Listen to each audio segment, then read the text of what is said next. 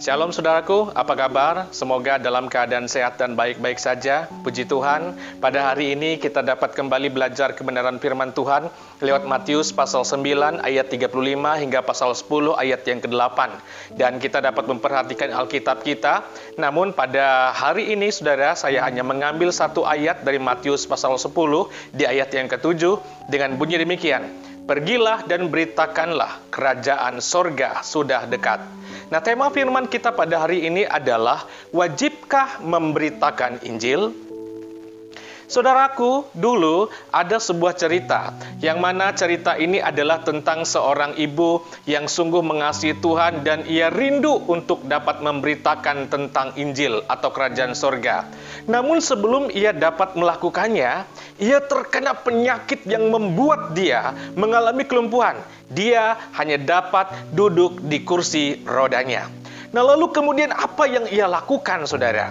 Ternyata selama bertahun-tahun di apartemennya, ia hanya menulis ayat-ayat Alkitab di kertas karton yang diguntingnya kecil-kecil.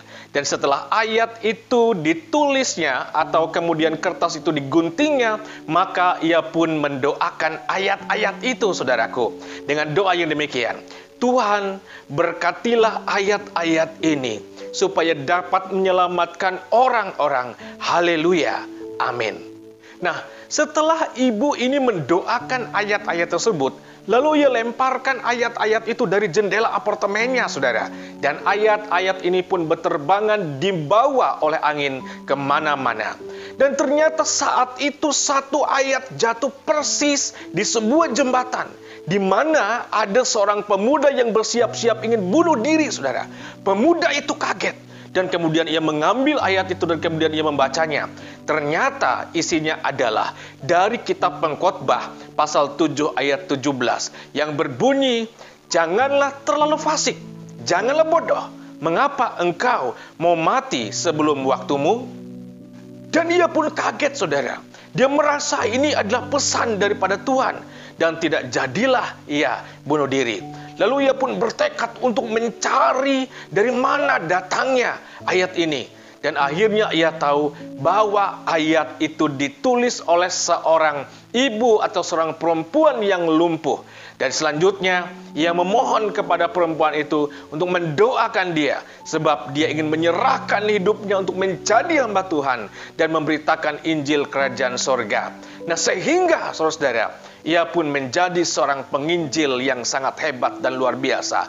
Ada banyak jiwa yang diselamatkannya. Dan ada banyak gereja yang bertumbuh oleh karena pemberitaan firman-Nya. Kita saksikan sesuatu yang kecil yang dilakukan oleh perempuan itu ternyata memberikan dampak yang sangat besar dan luar biasa. Saudara, seperti halnya yang tercatat di dalam Nas, Yesus memberikan perintah kepada ke-12 muridnya untuk memberitakan tentang kerajaan sorga.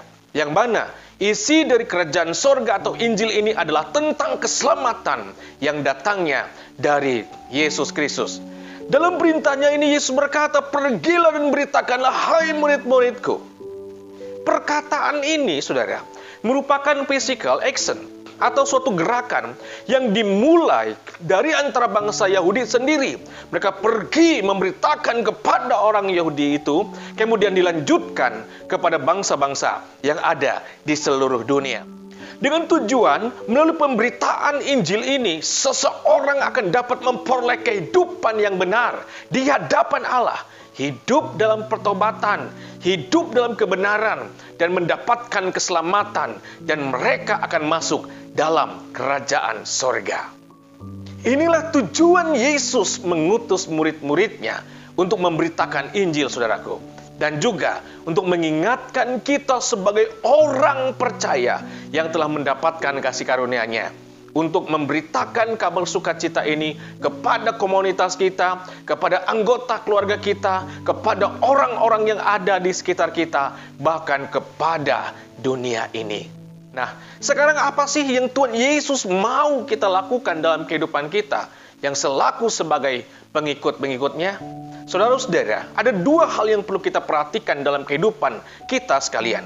Yang pertama yang diharapkan oleh Tuhan Yesus ketika kita mengatakan kita percaya dan mengikuti Yesus, pertama saudara, semua orang percaya bertanggung jawab atas Injil. Saya percaya tugas ini adalah tugas yang sangat besar dan tugas yang serius yang harus kita responi dengan serius. Bagi saya, saudara, sesuatu yang penting dan serius apabila tidak ditanggapi dengan serius, pasti akan mengakibatkan sesuatu yang serius. Di mana kita sebagai umat-umatnya dipanggil untuk bertanggung jawab atas panggilan ini. Orang yang berakal sehat dan bijaksana tentu tidak akan bermain-main dengan hal yang atau sesuatu yang serius, saudara. Kita ingat bahwa Tuhan Yesus pernah mengatakan, sebab hal kerajaan sorga itu apa? Seumpama seorang raja yang hendak mengadakan perhitungan dengan hamba-hambanya. Nah, di tengah COVID-19 ini, ketika kita masih beribadah di rumah, maka berdasarkan hasil survei BRC, sosok paling berjasa dalam menuntun anggota keluarga atau anak dalam kehidupan keluarga kepada Yesus adalah orang tua. Nah, sebab itu saudara-saudara yang dikasihi Tuhan, mari untuk tetap beribadah. Mari kita tuntun keluarga kita dengan penuh tanggung jawab untuk beribadah. Sehingga firman yang diberitakan dalam ibadah tersebut akan membuat kita semakin mengasihi, mencintai Yesus, serta menguatkan kita dalam menjalani hari-hari kita.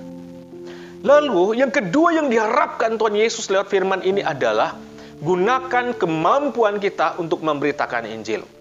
Kita percaya, saudara, selaku orang-orang yang telah hidup dalam Kristus, maka kita adalah murid-murid Yesus. Kalau kita dikatakan sebagai murid-muridnya Yesus, berarti Tuhan Yesus juga ingin memakai kita untuk memberitakan kebenaran firman, memberitakan tentang kerajaan Allah atau kerajaan sorganya. Pertanyaannya, maukah, bersediakah kita memberitakan Injil? Mungkin ada yang mengatakan, saya siap Pak Pendeta.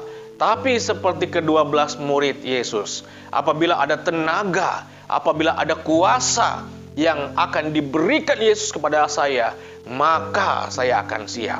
Saudara-saudara, salah satu alasan yang paling umum untuk tidak melayani itu adalah aku tidak memiliki kuasa dan kemampuan apapun untuk diberikan. Benarkah hal yang demikian?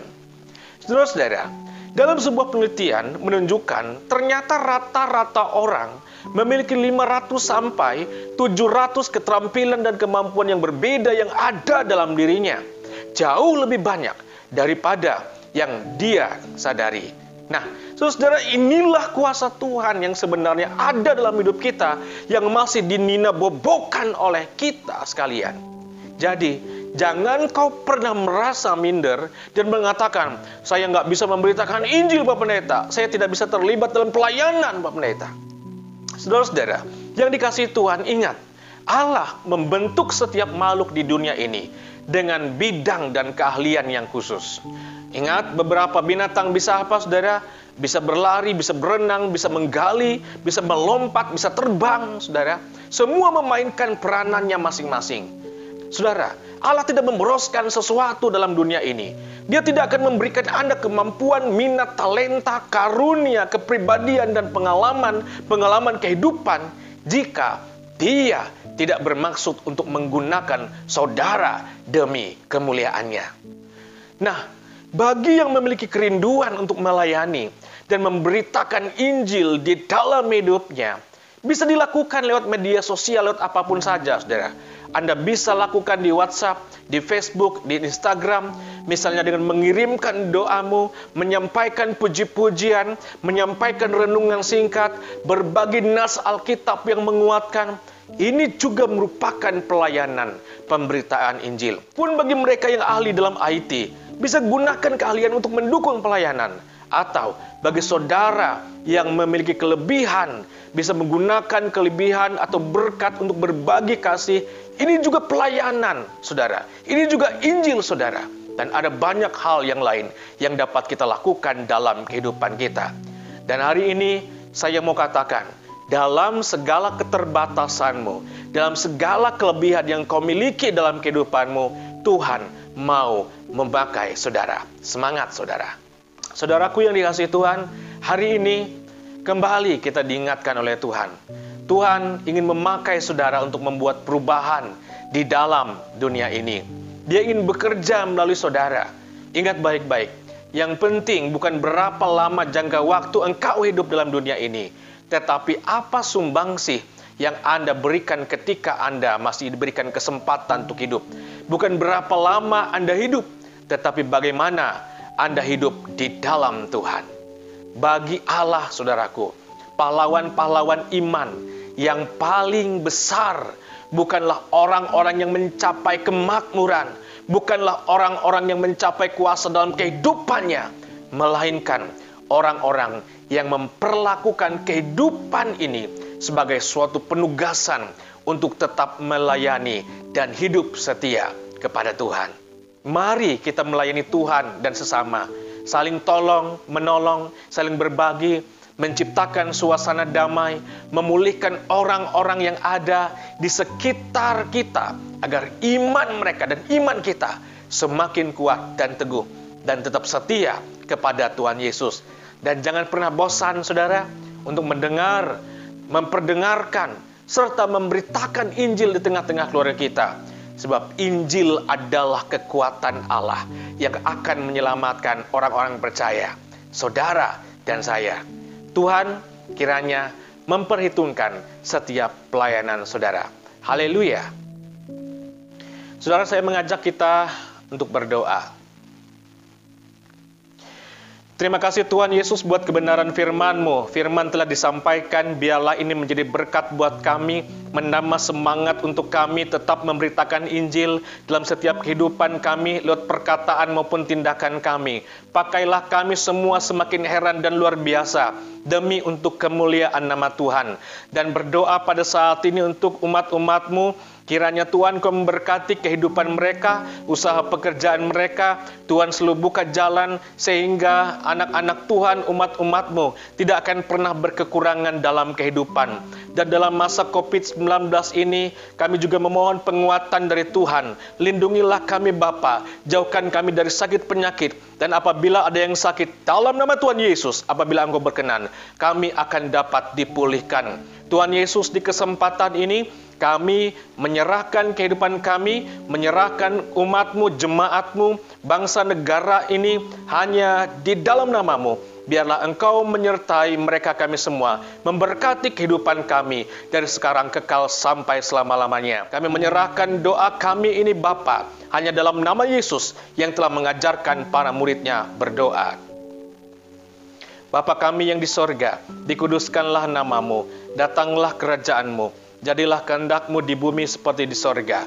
Berikanlah kami pada hari ini makanan kami yang secukupnya, dan ampunilah kami akan kesalahan kami, seperti kami juga mengampuni orang yang bersalah pada kami. Janganlah membawa kami ke dalam pencobaan, tetapi lepaskanlah kami daripada yang jahat, karena Engkaulah yang mempunyai kerajaan, kuasa, dan kemuliaan sampai selama-lamanya.